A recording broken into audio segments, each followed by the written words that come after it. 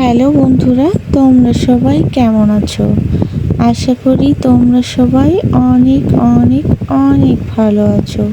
তো বন্ধুরা, তোমাদের দোয়ায় আমিও কিন্তু অনেক ভালো আছি।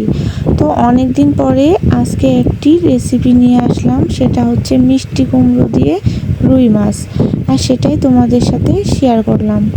তো বন্ধুরা, এই যে দেখো, আমি মরিচ পেঁয়াজ সুন্দর করে ভেজে তার ওখানে মশলা, সব রকমের মশলা দিয়ে পরিমাণ মতো দিয়ে তারপর মিষ্টি কুমড়াগুলো দিয়ে দিছি। আর মাছগুলো কিন্তু আমি অফ ক্যামেরায় ভেজে রেখে দিয়েছিলাম, দেখানো সম্ভব হয়নি কারণ আমি তাড়াতাড়ি রান্না করতেছিলাম।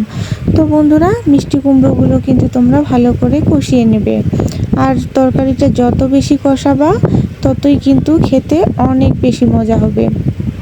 কষানোর পরে অবশ্যই পানি দিবে, যে সেটা গরম পানি দিবে, তার কারণ হচ্ছে গরম পানি দিলে তরকারি ভালো হয়, আর ঠান্ডা পানি দিলে কেমন হয় না বলো। এই জন্য আমি সব সময় আমার তরকারিতে আমি গরম পানি ব্যবহার করি।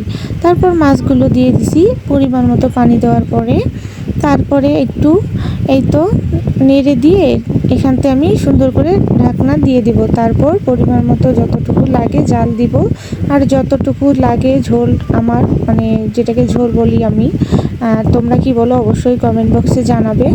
তারপরে এই তো আমার তরকারি হয়ে গেছে। আমি অনেক ব্যস্ততার কারণে অনেক সুন্দর করে ডেকোরেশন করতে পারিনি, মানে তোমরা যদি পারো তোমাদের মতো করে করে নিতে পারো। আমি খুব ব্যস্ততা নিয়ে এই ভিডিওটা করেছিলাম, আর কোনো এডিটও করিনি, এখানে এডিট ছাড়া ভিডিও দিয়ে দিছি আমি। তোমরা সবাই ভালো থাকবে, সুস্থ থাকবে, আর তোমরা এভাবে রান্না করে খেতে পারো, অবশ্যই ভালো লাগবে। তোমরা সবাই অনেক ভালো থাকবে, আর আমার ভিডিওগুলো সব সময় বেশি বেশি করে শেয়ার করে দিবে, কারণ আমি তোমাদের জন্য ভিডিও বানাই। আল্লাহ হাফেজ।